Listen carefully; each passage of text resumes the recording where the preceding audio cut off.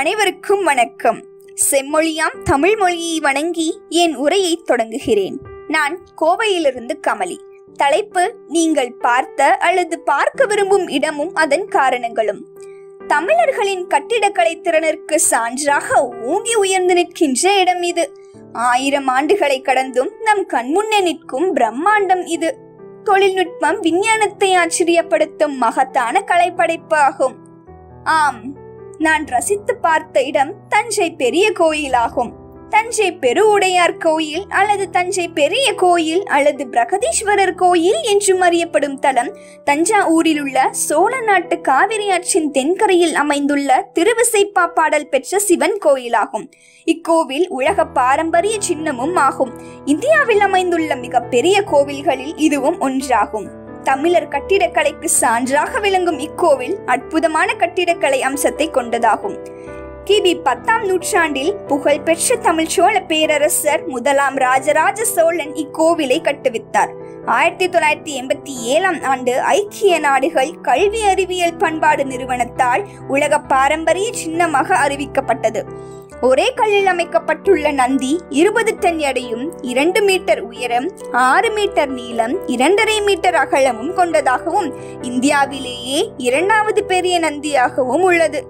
விமானம் எகிப்திய பிரமிடுகளைப் போல கூர்நுனி கோபுரமாக அமைந்து கற்ப கிரகத்தில் இருந்து 190 அடி உயரத்திற்கு ஓங்கி வளர்ந்திருக்கின்றது. துணை சார்ந்த மண்டபங்களும் விமானமும் அர்த்த மண்டபமும் மகா மண்டபமும் பெரிய நந்தியும் அவற்றிற்கேற்ற பொருத்தமான அளவுகளை உடைய ஒரு சுற்றுச்சுவருக்குள் அடங்கியிருக்கின்றன.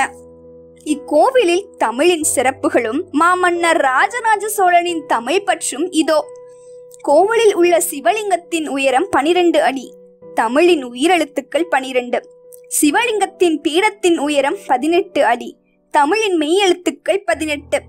கோவிலின் கோபுரத்தின் உயரம் 216 அடி.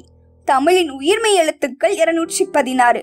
சிவலிங்கத்திற்கும் நந்திக்கும் உள்ள இடைவெளி 247 அடி. தமிழ் மொழியின் மொத்த எழுத்துக்கள் 247 ஆகும். ஆம், கேட்கும் போதே ஆச்சரியமாக உள்ளது. 2 அல்லது 3 தலங்களை மட்டுமே கொண்டு கோவில்கள் கட்டப்பட்டு வந்த காலத்தில் கற்களே கிடைக்காத காவிரி சமவெளி பகுதியில் 15 தலங்கள் கொண்ட சுமார் 60 மீட்டர் உயரமான ஒரு கற்கோயிலை ராஜராஜன் எழுப்பினார். இத்தகைய ஒரு பிரம்மாண்டமான கோயில் சுமார் 7 ஆண்டுகளில் கட்டி முடிக்கப்பட்டது. கருவறையில் உள்ள சிவலிங்கம் உலகிலேயே பெரிய சிவலிங்கமாகும். தஞ்சை பெரிய கோவில் கல்வெட்டுகள் பல வகைகளில் தனித்தன்மை மற்றும் சிறப்பு பெற்றவை. கோவிலின் முதல் கல்வெட்டே இதற்கு சான்றாகும். நான் கொடுத்தனவும் நம் மக்கள் கொடுத்தனவும் நம் பெண்டுகள் கொடுத்தனவும் கொடுப்பார் கொடுத்தனவும் இந்த கல்லிலே வெட்டி அருள்க. பேரரசரான ராஜராஜ சோழர் தன்னுடைய பங்களிப்பு மட்டுமின்றி மற்ற எல்லோரின் பங்களிப்பையும் ஆவணப்படுத்தியதே வியத்தகு ஒன்றாகும். 1000 கலசங்கள் உண்டு, ஆனால் அந்த ஒரு கலசத்திற்கு மட்டும் நிழல் கூட புவியில் அடைக்கலம் என்பதே கிடையாது. தஞ்சை பெரிய கோயில் சோழ மண்டலத்தில் சோம்பேறிகள் இல்லை என்பதற்கு ஒரு எடுத்துக்காட்டாக உள்ளது.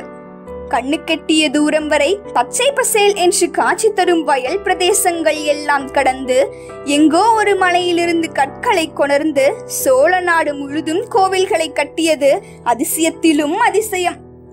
இறுதியாக இங்கு ராஜராஜனுடன் அழகிய உருவத்துடன் கருவூர் தேவர் என்னும் சித்தரும் காட்சியளிக்கும் ஓவியம் உள்பட பல ஓவியங்களும் உள்ளன.